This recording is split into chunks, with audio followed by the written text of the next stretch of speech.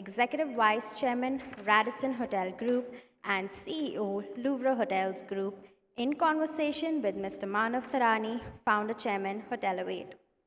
Mr. González has extensive global leadership experience in hospitality, leisure, and FMCG sectors.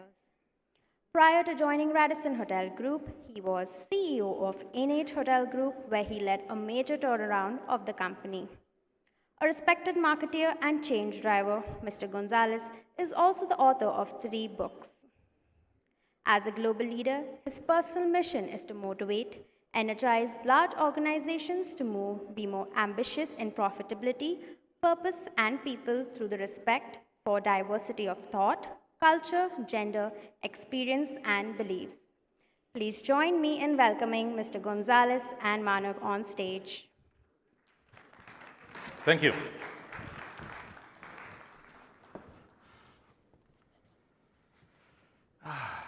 Good morning.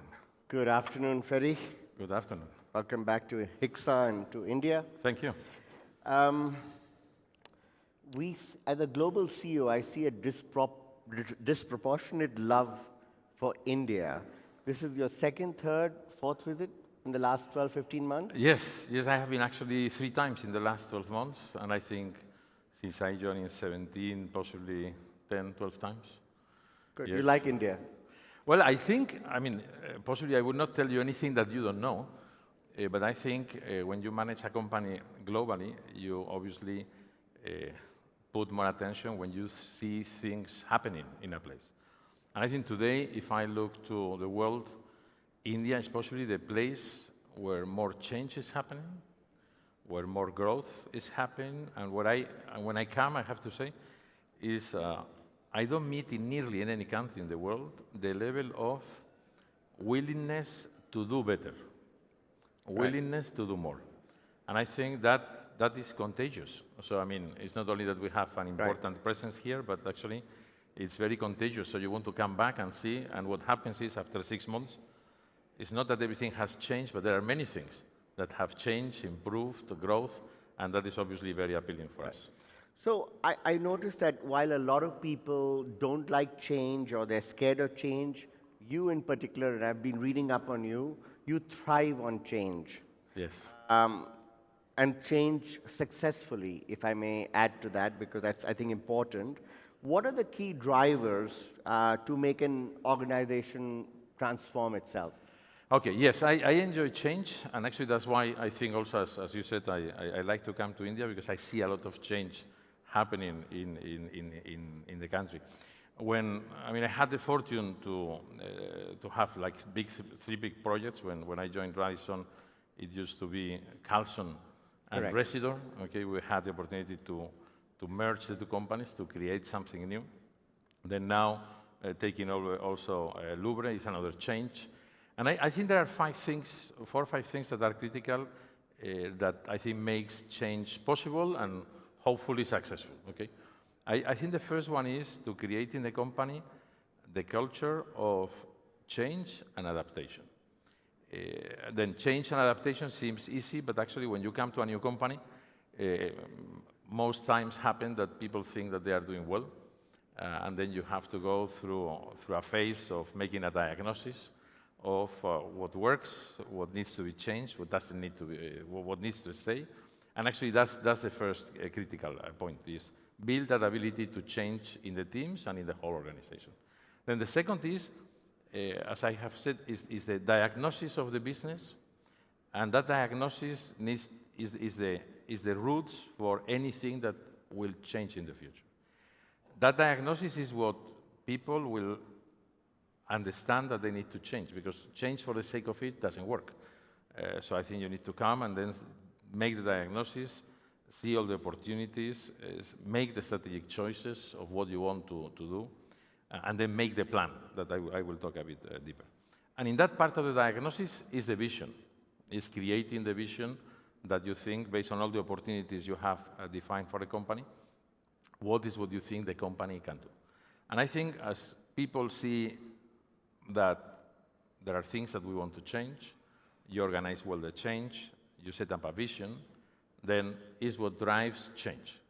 And then on vision, I will not use visuals, but I will use an example that someone gave me in a given moment, was how important it is to have a vision. And I always say that in business, we should not have poetry. It should be everything very concrete.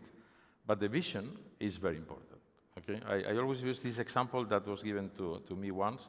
That is, you have three people, okay, doing the same task.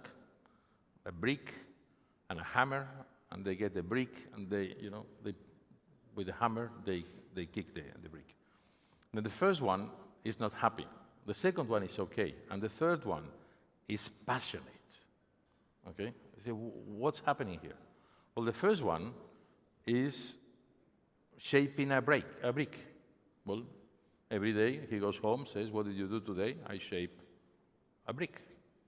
The second one is making or building a wall. So the wall, becomes larger every day. It's not a brick, it's a wall. And the third one is building a temple. That's different. How you go to work, what you do, how you do it, is completely different.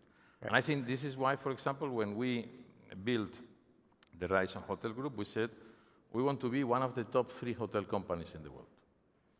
And I recall in that discussion, many people say, how many rooms that it means? I say, I have no clue. It's not a matter of rooms.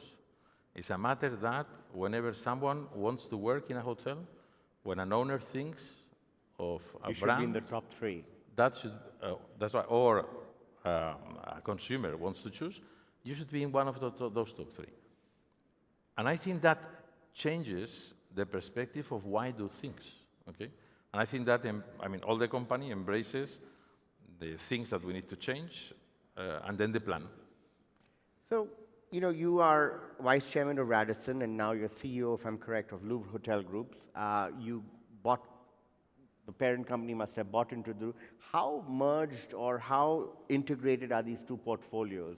Well, they are not integrated, and they will continue not being integrated. Okay, I think as you said, change, requires that you define very clear what the diagnosis is, what the plans is, and each of the 2 companies have very concrete plans. Okay, if you get the articulation of the plans have the same blocks. We look to the portfolio, which are the hotels, how many we want to own, manage, or lease, or franchise. What do we do with them? The brands, which are the brands, and then obviously the brand choices of each of the company are different. And we need to have a portfolio of brands that is complete to satisfy all the needs of the owners and of the consumers. Then you go to all the HR and the HR policies, making sure that the employees are engaged. Then you look to the systems. Okay, currently the 2 companies have different systems. Radisson has made a huge effort in the last 5 years to bring systems that makes of us possibly one of the operators in the world that has higher level of GOP, above 40 in most of the hotels that we manage. So the back end you might integrate to bring some efficiencies, I think but the front yes, end okay, so you want to know what concrete synergies will do. No, No, but I think the 2 companies will keep being 2 different companies. They have different ownership schemes, different brands. But I think we will try to leverage whatever Radisson can bring in terms of loyalty, in terms of systems, in terms of operating models, and we will bring also all the good things that Sarovar, in the case of India, or Louvre have. That's music to my ears. I'm selfish. I just want to make sure I get 2 sets of sponsorships every year. So you've answered my question. We will be 1 now. So you answered my question. Note. 25 years, 165 hotels, lots of hotels in the pipeline, 70+ locations. This is a truly incredible story that Radisson has built. What are the key aspects of this story, and what is the vision that underpins its success? Because you've done something that now the brands, at least the international brands, are setting out.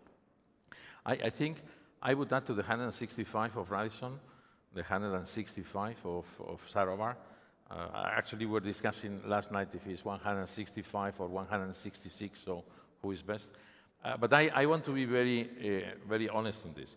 The success we have had in India has nothing to do with me. I came in 17, already when both Sarovar was doing fantastic and Radisson was doing fantastic. But I think if I look to what has driven these two businesses, first, a very clear leadership. Okay, I think Ajay, Mr. Madok, KB, these are, when you operate a global company and you meet people like this, it's a gift. So I think it's leadership that was able to set a very clear vision. They were able to articulate a very clear plan with very clear choices. That is actually what I was saying, that is part of the model of change. And they have been able to do, without, as I said, without me being here, but they have been able to build brands, to be extremely focused on the three stakeholders we said, the top of mind, the owners, the consumers, and the employees.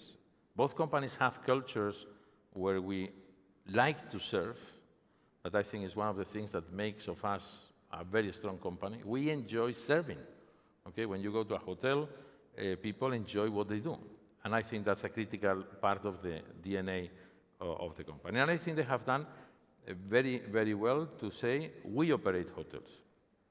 I think it's a choice, and it's part of the strategic choice. We franchise, but we manage. Okay, in the case of Radisson, we also owned, and in Louvre in France or in Europe, we also own or lease. But actually, we like to manage. And I think they have been able to develop tools and systems that makes our operations work. Now, what we have added, if you wish, when we created the group is bring more tools that enable them to do better. I think the investments the company have done in the new CRS, the new PMS, in the new management systems, I think allow us to, as I said, have an increased system contribution, in many parts of the world about 50%, 45 around in India, have one of the highest GOP, and I think also provide services to franchisees that if they want, we can also do for them. I think when I look globally and I benchmark the company with any competitor, I think, and on this one I would not be humble, I think we have the best revenue management systems in the world. I think we have possibly the best commercial and the best operating systems. And I think that enables us to offer to manage, to owners in manage or to owners in franchise, a superior level of service. With improvements, not all are perfect. Okay, we need to still keep improving, but I think they have been able to build this, and I think we'll try to build it further to make it. We gave them, I think each of the companies need to bring around 30 hotels per year. Okay, so 60 more in total. I'm taking advantage of this meeting to set up the objectives, okay, for the year. You know, my session this morning was on F&B, and Yes. When Radisson started, they used to have something called the Great Indian Kebab Factory. Yes. And if I'm correct, that used to be franchised, or it was a different company that was operating, right? Yes. So you actually, you all actually pioneered that. Yes. And then somewhere it stopped happening. I don't know, but No, it has maybe, continued. It has continued in some places. Also, we have I always pronounce it wrong, the Kita or the cake shop. Yeah, Mita. So, but I think food, I have to say, is extremely local. You know, I think you need to learn, and it's nearly, I wouldn't say hotel by hotel, but nearly, or almost, okay, hotel by hotel, region by region. And I agree with something that was said before. I think many times, in many hotels of the world, we outsource. right. Or we lease to a third party. But we provide solutions, okay, at global level and at regional level that the owners can decide to implement, or we help to get other solutions implemented. Right. You have a new leadership, at least in one of the two companies out here. If you had 20 seconds, and I know you had a few minutes with him at the back, but if you had 20 seconds, what would that mandate or advice be to him? Well, I would say, you know, I said that already to him, but, you know, I make myself the question nearly every week or every 2 weeks and every year is, what has happened that wouldn't have happened if you would not have been here? And I think when you make yourself that question, you need to hopefully smile and say many good things, okay? Right. And I think that's what I would ask him is, okay, when we come in 2, 3 months or in 6 months, what has happened? What has happened with the 3 stakeholders? What has happened with the organizations, with the organization he manages, what has happened with the owners, not only the existing ones, but all those that are not yet owners, okay, and what has happened with the consumer, how our top of mind has improved or has increased. I think if we are able to answer that sentence in a positive way, I think we'll be in a good shape. Right. I know we have questions which are here, and unfortunately I can't read them as far. Can we have some of those questions put up? This is for the AV team. Can we have the questions put up out here? Otherwise, I'll have to walk in. What is the most exciting tech you have seen in a hotel recently? So what brands within Radisson do you see growing the fastest in India? Now it's back. Well, I think Radisson brand right. is possibly the brand that has signed most hotels in India, okay, as a whole in the industry. It's the same in EMEA, so I would say Radisson is the one. Right. What's the most exciting, I'm sorry, I'm standing because I can read it. Yes. What's the most exciting technology thing that you have seen in the hotel industry recently? It's called Pulse. Called? It's called Pulse, and it's a technology we have developed that allows every hotel to manage all their pricing, revenue management, people planning, GOP management from the mobile, and has absolutely all the data you need to manage a property. It's unbelievable, unbelievable. Cool. I'm getting a commission from the teams to sell it. Right. But I think it's really unbelievable. You know, Procter & Gamble, I think that's where you started your career. Disney as an entertainment company, NH Hotels, Radisson Hotels, Louvre Hotels now as part of that. Which of these three sectors are your preferred choice? And if you had to... Oh, wow. You know, I think it's this one. It's hospitality. But I would tell you why. I think, you know, as I mentioned, how I measure myself is what has happened that wouldn't have happened, and how many people you influence with what you do. And I think in this sector, in hospitality, I've never had a job or the possibility to impact so many people. I think if you do things well, if you see Radisson doing well, or if you see Sarovar doing well, you are impacting not only the nearly 100,000 employees we have, but all their families. I've always been very, if you wish, aware of my own career, where I was working in a good company, I would meet the CEO or the chief operating officer, I would go home, I would learn values, I would apply them, you would talk about them, and you are impacting then your family. So when I look to our business, I'm impacting with what we do. You know, not only the 100,000 employees, but the millions of consumers that are coming, the owners, the companies, not only the employees we have, but the employees of the franchisees. So I think the impact that you have in this industry is possibly unparalleled. Right. I'm going to pick one more. Based on the theme, based on the theme, what is Radisson doing for F&B in hotels? Well, as I said, you know, we have two different approaches. One is we develop, let's say, formulas, okay, of different food concepts. Then we have, and that is one part of the, if you wish, things we sell. I think also we have developed re-engineering of menus and of food in a way that you can increase the profit of those food operations. And I think we enable also in the different markets with the expertise we have, also outsourcing possibilities. So trying to get to know very well who are the actors in the different regions that can help the hotel do better. Right. Your outlook for 2025, both for India and Radisson globally? Well, I think India is doing extremely well this year. I think when we're looking, I mean, we have signed more than 13 hotels in Sarovar in the first quarter. Radisson is around 14 also, so we are kind of fighting, each month or each quarter to see who does more. But I think India, when I look to the GOP evolution in the different hotels, when I look to the system contribution, and when I look to actually the top of mind of the brand in this case, I was reading a report that I need to confirm later, but actually where in Google search, the brand that is most chosen when looking for a hotel is Radisson in India. Is?